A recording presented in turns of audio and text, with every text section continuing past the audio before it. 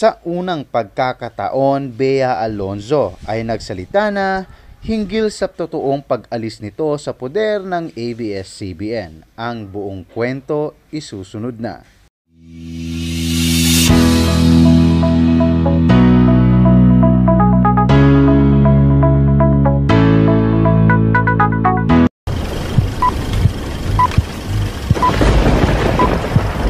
A year of being open to possibilities.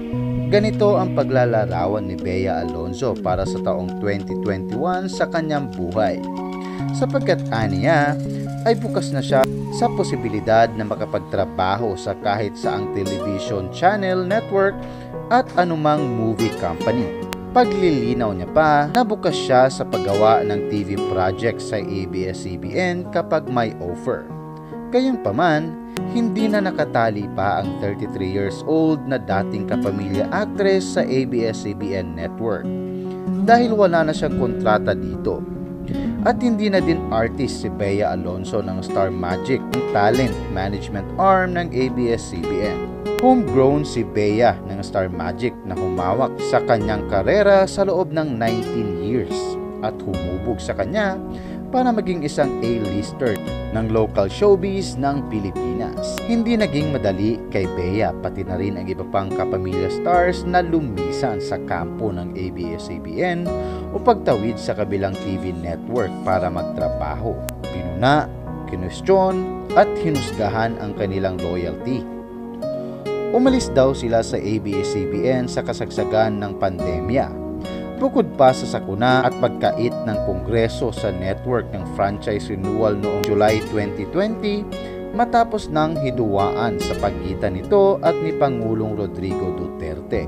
Gaya ni Bea, sina Piolo Pascual, Maha Salvador, Julia Barreto at marami pang iba ay nakaranas ng masakit na akusasyon at isa nga ay ang pagkwestiyon ng kanilang katapatan. Sa unang pagkakataon, nagsalita na nga si Bea sa totoong dahilan nito ng paglipat ng network at pag-alis sa puder ng ABS-CBN. Si Bea ay eksklusibong nakausap ng isa sa mga staff ng entertainment website na PEP nitong Huwebes, February 11. Abot-abot ang pasasalamat at pagkilala ni Bea sa Kapamilya Network na tumulong sa kanya para sumikat.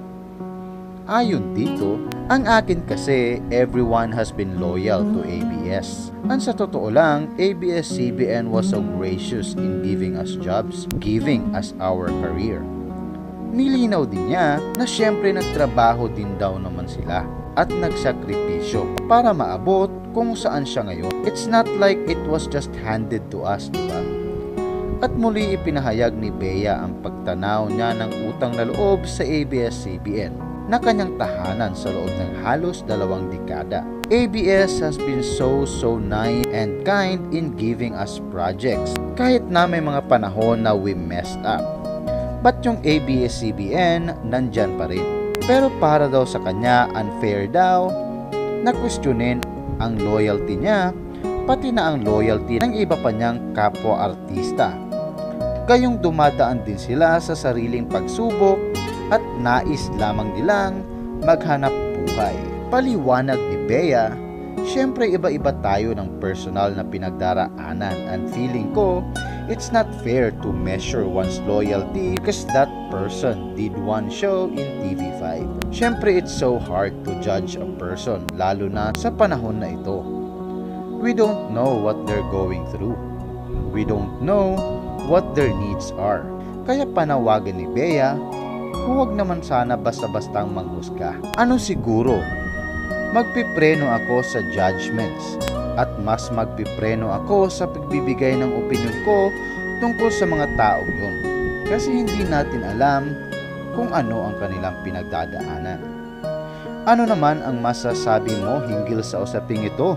Huwag kalimutang mag-like, mag-subscribe, and mag-comments down below.